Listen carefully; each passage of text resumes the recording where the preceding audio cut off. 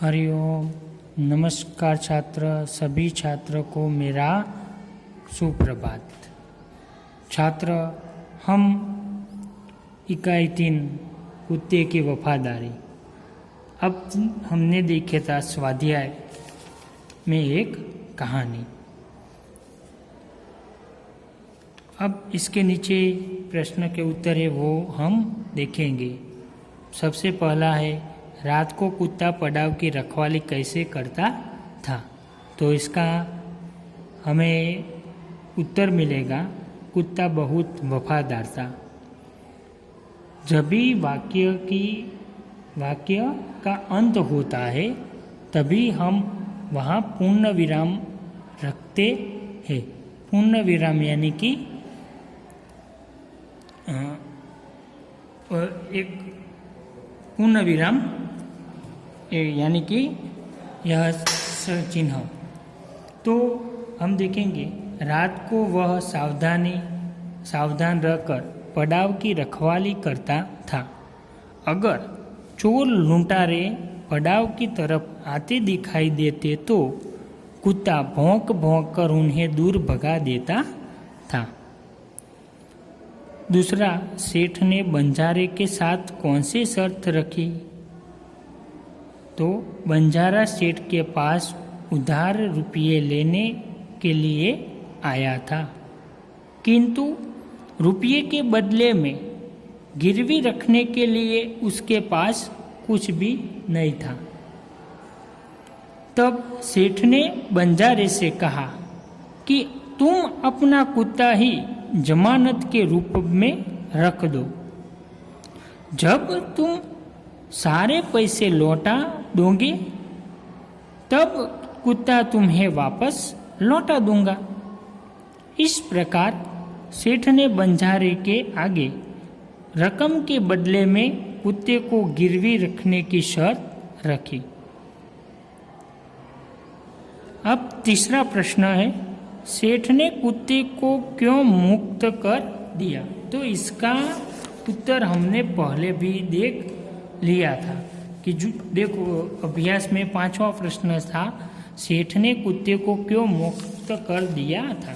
तो इन दोनों प्रश्न के उत्तर एक ही आएंगे। चौथों, इस कहानी से क्या शिक्षा मिलती है। तो इस कहानी से हमें यह शिक्षा मिलती है कि लाखा ने अपने कुत्ते को सेठ को छोड़कर अपने पास आते देखा तो जल्दबाजी में उस पर लाठी का प्रहार कर दिया। उसने कुत्ते की मृत्यु हो गई। इस कहानी से हमें यह शिक्षा मिलती है कि कोई भी काम जल्दबाजी में नहीं करना चाहिए, सोच समझकर ही निर्णय लेना चाहिए। जल्दबाजी में काम करने पर बाद में लाखा बंजारा की तरह पछताना पड़ता है।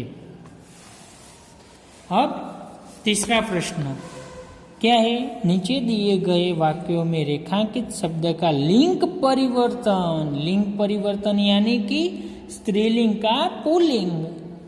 तो सबसे पहला है, घोड़ा दौड़ रहा है। तो घोड़ा का लिंग परिवर्तन क्या आएगा, घोड़ी। तो घोड़ी दौड़ रही है।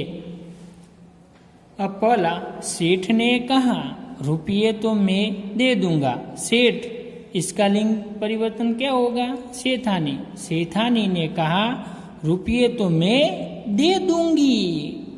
अब बाद में दूंगी आएगा। दूसरा, बंजारे को बहुत दुख हुआ। बंजारन को बहुत दुख हुआ। तीसरा, ऊंट की पीठ पर सामान लदा है। ऊंट तो ऊंटनी की पीठ पर सामान लदा है। मैदान में लड़का खेल रहा है।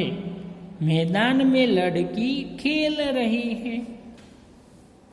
अब क्या है, बॉक्स में से लिंग आधारित शब्दों के जोड़ मिलाइए और उनका वाक्य में प्रयोग कीजिए।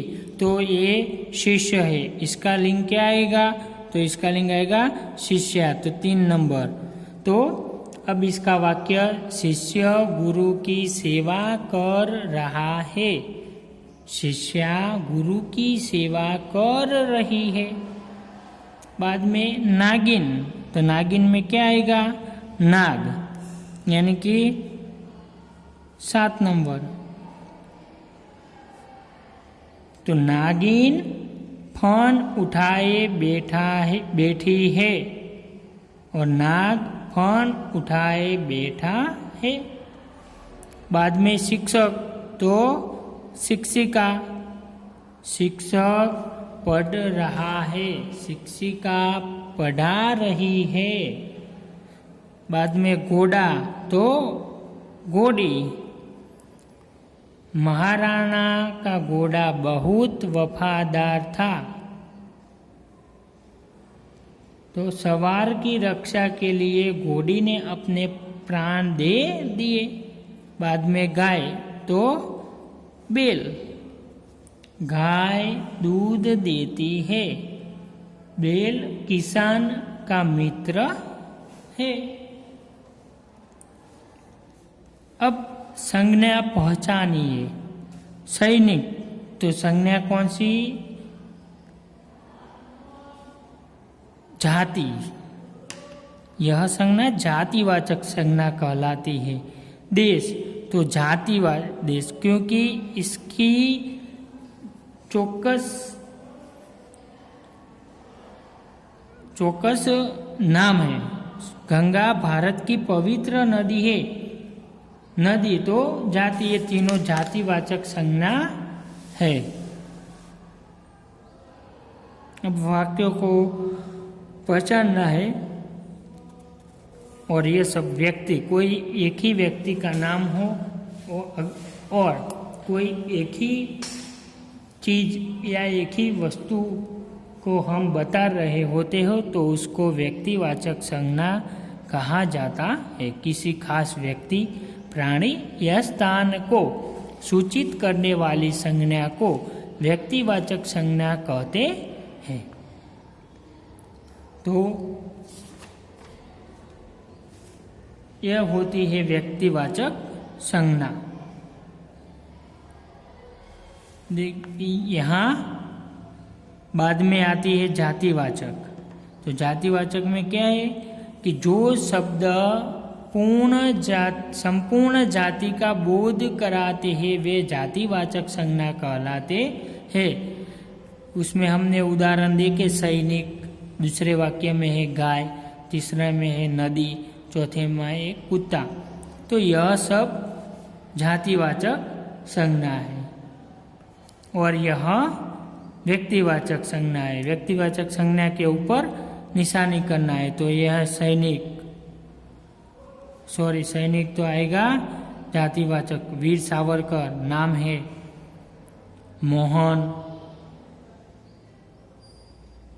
मोहन, बाद में गुजरात,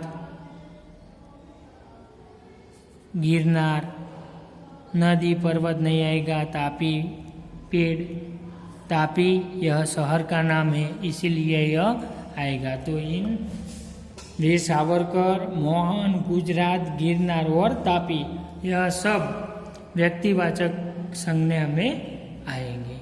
तो छात्र, हम इधर तक का यह रखते हैं। बाद में हम व्यक्तिवाचक और संज्ञावाचक का यह कोष्टक है, आप होमवर्क में आज जातिवाचक शब्द ढूंढकर उसकी सूची बनानी है। तो सभी छात्रों को मेरा प्रणाम। हरिओम।